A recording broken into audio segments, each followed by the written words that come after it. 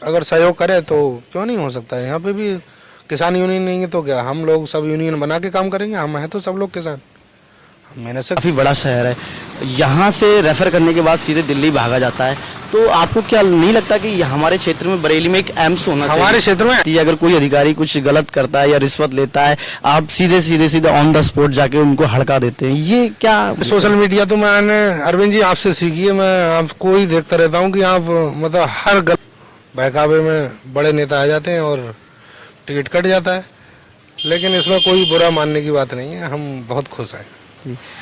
इसके लिए क्या है आपकी रणनीति? ये वोट बैंक के लिए है या फिर? नहीं, वोट बैंक के लिए नहीं, ये हमारा कर्तव्य है। हमको जो महिला विद्यालय है उनकी भी कमी है जी। हर व्यक्ति चाहता है कि मेरी बच्ची सुरक्षित जगह और सही जगह पढ़े। नमस्कार, न्यूज़ कुंभ में आपका स्वागत है। इस वक्त हम मौजूद हैं वार्ड नंबर 30, जो कि काफ़ी चर्चाओं में रहता है, और यहाँ से जो जिला पंचायत सदस्य हैं निरंजन यदुवंशी जी हमारे साथ मौजूद हैं। इनसे आप बात करते हैं। जी सर। जी नमस्कार भाई साहब। निरंजन जी काफ़ी चर्चाओं में रहते हैं, ऐसा क्या है निरंजन जी में?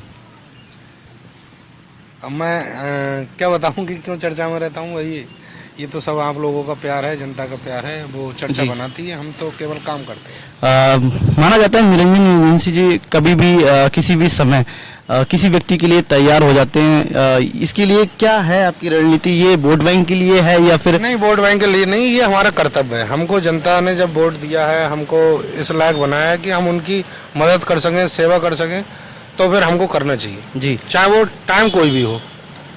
ये नहीं देखना चाहिए कि 10 बज रहे हैं, 12 बज रहे हैं या 2 बज रहे हैं। जिस समय भी मतलब हमको बुलाया जाएगा हम आएंगे। वार्ड नंबर 30 की जो राजनीति है एक 119 विधानसभा के तौर पे मानी जाती है। जब भी यहाँ से कोई चुनाव लड़ता है तो ये माना जाता है कि एक विधायकी का चुनाव होता है। तो निरंजन जी लगातार 2 बार निर्दलीय जीते, तो माना जाता है, लोगों में चर्चाएं भी ये रहती है कि निरंजन जी आने वाले समय के विधायक हैं। तो ये छवि आगे बरकरार रहेगी आपकी? निरंजन यदुवंशी चुनाव नहीं जीते हैं, ये चुनाव जीती है यहाँ की जनता। जनता चुनाव लड़ती है, जनता जीतती है। हम तो केवल एक नुमाइंदे हैं। तो आप जनता का भरपूर प्यार पा रहे हैं? बिल्कुल, जो भी जनता का मतलब हमसे काम हो सकता है वो हम करते हैं। चाहे हमारे क्षेत्र में आप विकास कार्य देख लीजिए, जितने विकास कार्य हमारे क्षेत्र में हुए, इससे पहले 3-4 बार एक दूसरे सदस्य भी रहे थे जी। सारे लोगों को उठा लिया जाए तो उनके और हमारी तुलना नहीं हो सकती। निरंजन यदुवंशी जी, ये जो आपकी राजनीति करने की जो शुरुआत है वो जनरली है, कहाँ से स्टार्ट हुई थी? ये वैसे तो मैं आपको बता दूं, स्वर्गीय श्री कुंवर सेन यदुवंशी जी मेरे ताऊ जी थे।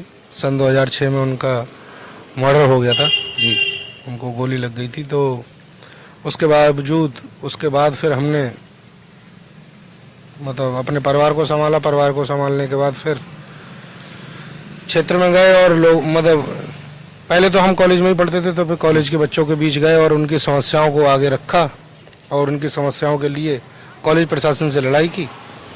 और सन 2014 में छासंघ का जब चुनाव हुआ तो निर्दलीय चुनाव जीते और छासंघ के अध्यक्ष बने। उसके बाद फिर वो क्रम लगातार चलता रहा। लगातार आपका जो कारवां है वो लगातार बढ़ता चला गया।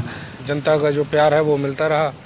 जो युवा पीढ़ी है वो लगातार साथ में रही, अपना मतलब अमूल समर्थन और साथ देती रही। और जी, निरंजन यदुवंशी जी हमेशा लगातार जो पार्टी है उसके सपोर्ट में रहते हैं।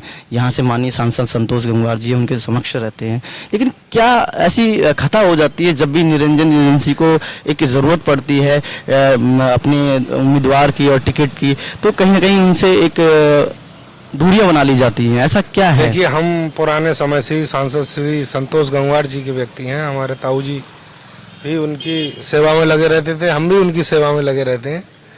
पार्टी हमसे नाराज नहीं है, ना संतोष गंगवार जी नाराज हैं, लेकिन कुछ लोगों का बहकावे में बड़े नेता आ जाते हैं और टिकट कट जाता है, लेकिन इसमें कोई बुरा मानने की बात नहीं है। हम बहुत खुश हैं। अच्छा, माना जाता है कि कॉलेज लाइफ में आपके एक करीबी मित्र हुआ करते थे, इस बार उनको भी आपके विरुद्ध उतार नहीं, ये तो रणनीति थी, पार्टी की रणनीति थी। पार्टी के लोग ये चाहते थे कि कैसे भी निरंजन को रोका जाए, लेकिन जब चुनाव जनता लड़ रही थी तो फिर निरंजन को कैसे रोक सकते हैं भाई? जनता को कौन रोक सकता है? जनता चाहे जिसे बना दे, जनता चाहे जिसे गिरा दे। जब जनता चुनाव लड़ती है तो फिर वो जीतती है, फिर उसे कोई नहीं रोकता।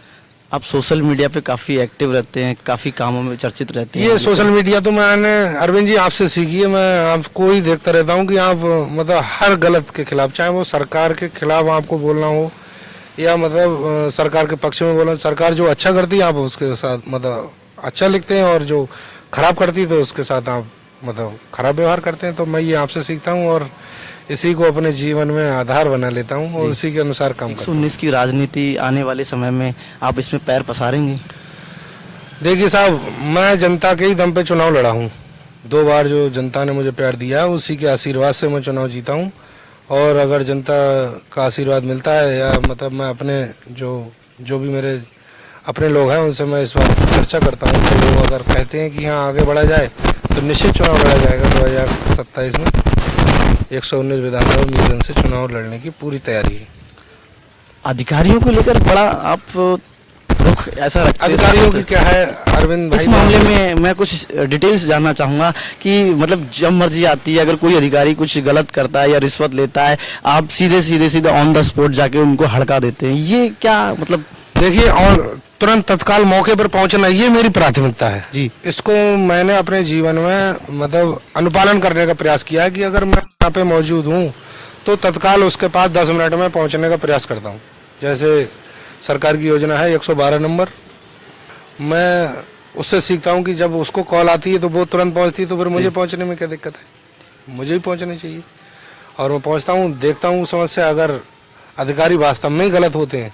अधिकारी क्या है, जब भाजपा की सरकार 2017 में बनी थी तो जीरो टॉलरेंस नीति के अनुसार भाई उन्होंने मुख्यमंत्री जी ने कहा था कि जीरो टॉलरेंस के हिसाब से काम होगा, किसी से कोई रिश्वत नहीं ली जाएगी।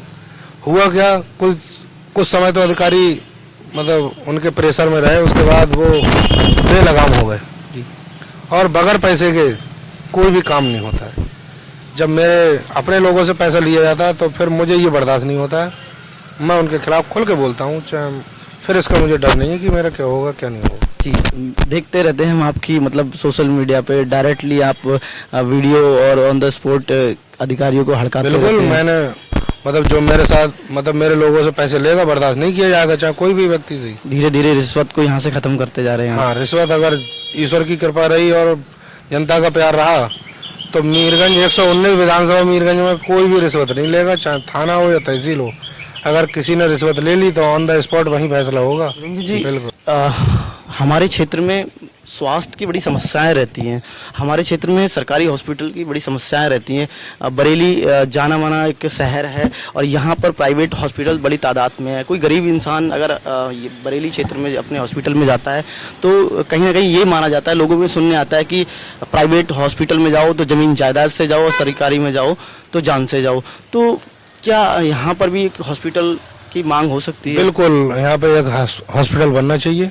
सरकार की एक योजना चल रही है अरविंद जी, मैं उसके बारे में बताना चाहता हूँ, आयुष्मान कार्ड योजना। जी, सरकार का इस पे बहुत ध्यान है कि वो प्रत्येक गरीब का आयुष्मान कार्ड बनवाना चाहती है, परंतु इसमें भी बहुत समस्या है। आप समझिए, अगर कोई मतलब मरीज है जिसको बुखार है या कोई मतलब छोटी मोटी दिक्कत है तो उसके लिए 2500 रुपये पर डे अगर हॉस्पिटल का चार्ज बनता है। मतलब मेरा एक सुझाव है अपना, मैं ये चाहता हूँ जैसे किसी को बीमारी है, अगर वो 10 दिन भर्ती रहा तो 10 दिन का पूरा चार्ज मतलब आयुष्मान कार्ड से ही काटना चाहिए, परंतु ऐसा नहीं होता है। जी, उसको जांचों के नाम पे ऐसे लूट लिया जाता है कि उससे पहले इतने पैसे ले लिए जाते हैं कि उस आयुष्मान कार्ड का कोई मतलब ही नहीं रह गया है। इमरजेंसी में 3500 रुपये पर डे के लेते हैं और जाँच करा देते हैं एक दिन में 10,000 की। जैसे ऑपरेशन होता है किसी चीज़ का, ऑपरेशन होता है उसका पूरा एस्टीमेट बनता है और पूरा पैसा कट जाता है आयुष्मान से। ऐसे ही अगर वो व्यक्ति 5 दिन भर्ती रहे या 10 दिन भर्ती रहे या 15 दिन, उसका जो भी चार्ज हो, मैं जांचों के जो भी हो, उसकी लिमिट जो 5 लाख की है आयुष्मान कार्ड की, तो 5 लाख मतलब जो भी उसका इलाज का खर्चा हो वो उसी से कटना चाहिए। उसको लूटा नहीं जाना चाहिए कि हाँ ये जांच आपकी बाहर से होगी और ये आज के खर्चे में नहीं लगेगा, ये आयुष्मान से नहीं होगा, ये नहीं होना चाहिए। बरेली मंडल है और बरेली काफ़ी बड़ा शहर है, यहाँ से रेफर करने के बाद सीधे दिल्ली भागा जाता है, तो आपको क्या नहीं लगता कि हमारे क्षेत्र में बरेली में एक एम्स होना चाहिए? हमारे क्षेत्र में एम्स होना चाहिए, बिल्कुल होना चाहिए, और एम्स की मांग को आगे बढ़ाया जाएगा।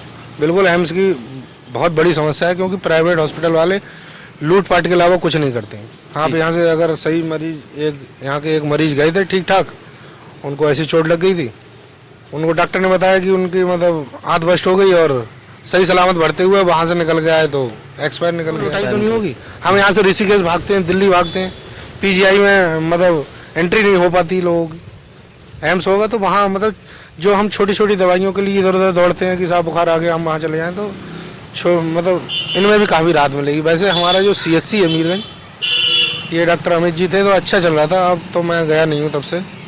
उन्होंने व्यवस्था अच्छी कर दी थी। यहाँ 1-2 हज़ार लोग पर डे OPD होती थी जी। जी। अगर उनकी तरह हॉस्पिटल चला है व्यक्ति ये, तो फिर कोई दिक्कत नहीं है। 119 मीरगंज विधानसभा और वार्ड नंबर 30 कृषि आधारित क्षेत्र है, बहुमूल्य क्षेत्र है, किसान क्षेत्र है यहाँ पर। तो अभी जो किसानों का प्रोटेस्ट हो रहा है, आंदोलन चल रहा है, तो उसमें आप कुछ कहना चाहेंगे कि किसानों की जो मांग को लेकर है, या खाद बीज या उन चीज़ों पर आप क्या देखिए, आप आज की महंगाई को देखते हुए, देखो सारी चीज़ महंगी है, उसको देखते हुए किसानों की जो फसल का रेट है उनको नहीं मिल पा रहा है। जो MSP है वो उनके हिसाब से नहीं है। कायदे में उसको बढ़ाना चाहिए और किसान तभी मजबूत होगा। अब है क्या, जंगली जानवर हैं जैसे बिझार हैं, गाय हैं, ये लोग छोड़ रहे हैं और ये फसलें चल रही हैं लोगों की। या तो फिर इनको पकड़वाया जाए। कागजों में क्या है, अधिकारी कागजों में कह देते हैं कि हाँ सारे पशु बंद कर दिए, सरकार बोलती है कि हम तो काम कर रहे हैं। हाँ, लेकिन नहीं, बिजार को कोई पकड़ने नहीं जाता है। एक द्वेसास गाँव में इससे कई बार शिकायत कर चुका हूँ। वो एक बिजार है, वो सबकी पिटाई लगा रहा है, आवारा सांड किसी को मार रहा है, तो लेकिन उसको कोई पकड़नी नहीं है। इसके बाड़े बंदे के लिए भाई, अगर आप कुछ नहीं कर पा रहे हैं, पकड़ नहीं पा रहे हैं, तो किसानों को बाड़े बंदे के लिए इसके मतलब जो तार वार लगाने के लिए आप पैसा दीजिए, उसको ब्याज मुक्त ऋण दीजिए, जिससे वो अपने बाड़े बंदी करे और इससे फसल से उसकी सुरक्षा हो। बताओ, रात रात भर जाग कर इतनी ठंड में उसने अपनी फसल रखाई है और एक दिन में उसकी पूरी फसल साफ हो जाती है। निरंजन जी, उत्तर प्रदेश में महिला अपराध में नंबर 1 बनता जा रहा है। सरकार की जो नीतियां थी कि महिला अपराध को हम कम करेंगे, लेकिन ऐसा क्या कारण है? देखिए, सरकार महिला अपराध को रोकने के लिए लगातार प्रयास कर रही है। प्रत्येक थाने में महिला हेल्प डेस्क बनाए हैं और जो महिला अपराध को रोकने के लिए उनने 1090 भी चलाई है, वुमेन हेल्पलाइन नंबर। अगर किसी महिला को कोई दिक्कत है तुरंत कॉल कर सकती है। फिर भी व्यक्ति को अपनी सोच बदलनी चाहिए। जैसे महिला अपराध तो तभी रोकेंगे जब व्यक्ति अपनी सोच बदलेगा। जो महिलाओं के प्रति सोच है हमारी अच्छी होनी चाहिए, जिससे कि इनमें वैसे ही अपने आप ही गिरावट आ जाएगी। एक वुमेन एजुकेशन को लेकर बड़ी समस्या आती है ग्रामीण क्षेत्र में। ज़्यादातर क्या होता है कि जल्दी शादियां कर देते हैं, वुमेन्स को एजुकेटेड नहीं होने देते हैं, पढ़ने लिखने नहीं देते हैं। उसके लिए आप क्या कहना चाहेंगे? जैसे पहले तो बहुत सारे मतलब गांव में क्या होता था कि जल्दी शादी कर देते थे। अब तो चलो उसमें काफ़ी सुधार है, लोग पढ़ा भी रहे हैं, लेकिन फिर भी जैसे अपने रूरल एरिया और ज़्यादा निचले एरिया में खादर की तरफ चले जाएं तो उसमें बच्चियां अब भी नहीं पढ़ रही हैं। पहले बात तो यहाँ जो महिला विद्यालय हैं उनकी भी कमी है। हर व्यक्ति चाहता है कि मेरी बच्ची सुरक्षित जगह और सही जगह पढ़े, जिससे उसको कोई दिक्कत ना हो। आज का माहौल देखते हुए आदमी चाहता है कि मतलब ऐसे माहौल में पढ़े जिसको मतलब जो आवारा कुत्ते टाइप घूम रहे हैं वो उनसे बची रहे। तो पहले हमारे यहाँ पे जैसे महिला विद्यालय को एजुकेशन को अब भी लोग लायक नहीं कर रहे हैं। महिला विद्यालय हो जाए, जैसे हमारे यहाँ एक ब्रह्मा देवी बालिका इंटर कॉलेज है, एक से काम नहीं चलेगा, क्योंकि जैसे क्षेत्र तो पूरा बड़ा है, बच्चियाँ इतनी दूर दूर से आती हैं। तो एक जैसे खादर में 2-3 कॉलेज खुल जाए लड़कियों के और एक महिला डिग्री कॉलेज खुल जाए, जिससे कुछ बच्चियाँ क्या है जैसे इंटर करके ही बैठ जाती हैं जी, क्योंकि आगे वो डिग्री कॉलेज में भेजना चाहते हैं, सोचते हैं अरे वहाँ लड़के लड़कियाँ साथ पढ़ेंगे कि हमारी लड़की बिगड़ न जाए, इसलिए वो नहीं पढ़ाना चाहते हैं। अगर महिला महाविद्यालय हमारे यहाँ होगा तो इसमें काफ़ी सुधार होगा। एक समस्या और है, ITI कॉलेज है हमारा सिंदौली में जी, वर्षों से ऐसा ही पड़ा है, आज तक चालू नहीं हुआ है। तो सरकार से रोड पे बस अड्डा फतेहगंज में भी ऐसी जगह बन रहा है जिसका ना तो फतेहगंज को लाभ होगा और ना मीरगंज को। फतेहगंज में बन रहा है तो फतेहगंज को भी लाभ नहीं होगा, क्योंकि फतेहगंज बिल्कुल भिटौरा रेलवे स्टेशन के पास बना रहे हैं, जो कि बिल्कुल सरकार का पैसा व्यर्थ लग रहा है। अगर वो, क्योंकि फतेहगंज की और बरेली की दूरी तो 10 किलोमीटर है और वहाँ पे इलेक्ट्रॉनिक बस भी चल रही है। सबसे ज़्यादा समस्या हमारे यहाँ हर जगह इलेक्ट्रॉनिक बस चल रही है, पूरे मतलब हर तहसील के लिए इलेक्ट्रॉनिक बस चालू हो गई है। लेकिन मीरगंज ही ऐसा पिछड़ा एरिया है जहाँ के लिए इलेक्ट्रॉनिक बस सेवा शुरू नहीं की गई और लोग डग्गा मार वाहनों में यात्रा कर रहे हैं, जो बस अड्डा विधायक जी बनवा रहे हैं वो बनवा रहे हैं फतेहगंज भिठौरा रेलवे स्टेशन के पास, जबकि उसको हमारे यहाँ मीरगंज में जगह भी है और वहाँ बनना चाहिए, जिससे यहाँ के लोगों को लाभ मिले। तहसील यहाँ, फैक्ट्री यहाँ, तो यहाँ से लोग सीधे जुड़ेंगे, जिससे सरकार का भी इनकम होगी। विधायक जी से लोगों ने कुछ मांग रखी थी इस मामले पर? बिल्कुल कहा था, लेकिन वो कह रहे थे कि जगह नहीं है, लेकिन सरकार चाहे तो जगह भी मिलेगी, क्यों नहीं मिलेगी? सरकार कहीं भी कुछ भी बनवा सकती है, लेकिन वो नहीं बना। ये हमारा दुर्भाग्य है कि वो मतलब रोडवेज बस अड्डा सरकार द्वारा बनवाया जा रहा है, वो भी बनवाया जा रहा है ऐसी जगह जिसका कोई दुरुपयोग होना नहीं है, मतलब सदुपयोग कुछ नहीं होना, केवल दुरुपयोग होना है। और पूछना चाहूँगा, रोजगार को लेके आप कुछ कहना चाहेंगे? रोजगार की तो बहुत सारी समस्याएं, आप किसी गांव में चले जाएं, जो हमारे नए युवा हैं, कोई ताश खेलते हुए वो कैसे मिलेगा? अगर यहाँ एक शेड्यूल बन जाए, हमारी रबड़ फैक्ट्री इतनी बड़ी, मतलब उसकी इतनी भूमि खाली पड़ी है, उसमें पूरा शेड्यूल नहीं 2 शेड्यूल आ जाएंगे। कोई हमारे भाग रहा है, कोई बिहार भाग रहा है, कोई कहीं भाग रहा है, वो क्यों जाएगा? जी, समृद्ध हो जाएगा हमारे क्षेत्र। जितनी आप हमारे यहाँ पे 9 विधानसभा है हमारे जिले में, सबसे पिछड़ी हुई हमारी विधानसभा है 119। हाँ, इतनी लेकिन यहाँ से तो सरकार के ही विधायक हैं, सरकार के ही सांसद हैं, जबकि सबसे ज्यादा वोट मीरगंज विधानसभा से ही मिलता है, चाहे विधायक जी को मिलता हो या सांसद जी को। फिर भी उन दोनों लोगों को मिलकर इसकी तरफ ध्यान देना चाहिए। आप ये समझिए, सबसे बड़ी समस्या क्या, मुंसिफ कोर्ट हमारे नहीं है, प्रत्येक तहसील में मुंसिफ कोर्ट हमारे नहीं है। हमारे यहाँ के किसानों के लिए प्रत्येक विधानसभा में मंडी होगी, आप कहीं चले जाइए, बिल्कुल हमारे यहाँ नहीं है। ये हमारा दुर्भाग्य है। तो इस मामले पर किसी के भाई साहब किसी का ध्यान ही नहीं है। नहीं, तो इस मामले पर जनता इस चीज की मांग करती है विधायकों से या फिर अपने प्रतिनिधियों से? अच्छा, मांग नहीं करेगी तो जनप्रतिनिधि को नहीं देखना चाहिए कि यार क्या चीज क्षेत्र में होनी चाहिए, क्या नहीं होनी चाहिए? ज्यादातर तो उनका यही रहता है कि जब तक मांगेंगे नहीं तब तक हम देंगे कैसे? ऐसा कुछ नहीं है।